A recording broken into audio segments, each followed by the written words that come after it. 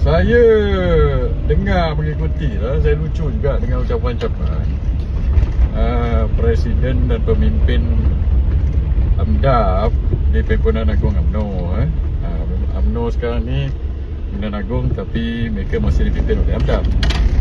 Dan maka pemimpin-pemimpin AMDAP ni, dia katalah dia buka dan jemput balik orang-orang dan pemimpin-pemimpin UMNO yang lama, yang dipecat, yang digantung dulu, yang dah masuk parti lain atau yang tak masuk parti lain tu balik kan. So ini adalah agak lucu pada saya lah. Bila nak dekat-dekat pilihan raya ni, dan bila mereka tahu AMDAP ni bahawa sokongan rakyat dan sokongan orang Melayu terutamanya kepada mereka tengah mengudum sekarang ni, barulah kamu nak panggil balik orang-orang ini semua balik, nak menghadap kamu balik kan. Padahal dulu, bukan dulu lah, baru-baru ini je, kebelakangan ini, orang kritik, orang tegur sikit, kamu tegus melenting, pecat-pecat orang, tendang keluar, gantung, buang dan sebagainya.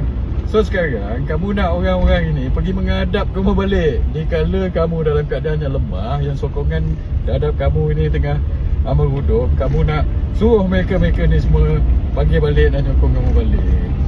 Saya ingat macam ni lah. Nombor satu, rakyat dengan orang yang lama-lama dalam UMNO original pun, mereka dah tak sokong kamu dah.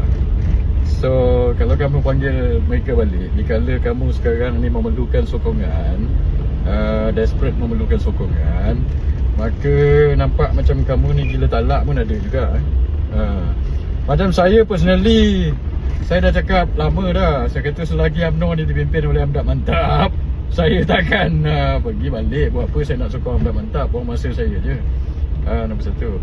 Dan satu lagi KJ tu dah 2-3 kali nak masuk UMNO ni. Dah berapa kali dia datang. Itu adalah satu dia punya apa ni, hint lah, dia nak balik. Apa susah sangat kamu nak terima dia ni? Ketepikanlah ego dia nak masuk sangat balik UMNO, kamu terima je lah. Dah 2-3 kali dah. Dulu kamu cakap macam-macam, kena minta apa ni, rayuan lah, apa ke benda lah. Dia nak masuk balik, kamu bagi je lah. Orang yang nak masuk balik, kamu jangan bagi macam-macam syarat kepada, sebab ramai orang tak nak masuk AMDAP mantap ini. So sebab tu saya nak nasihatkan kamu, ataupun saya nak bagi tahu kepada macam orang yang nak masuk. Ini seorang AJ dah 2-3 kali dia datang ni, dia maksudnya dia dah masuk, nak sangat masuk ni. Kamu bagilah dia masuk Presiden UMNO. Kepada yang lain itu, saya tak rasa mereka nak masuk balik lah.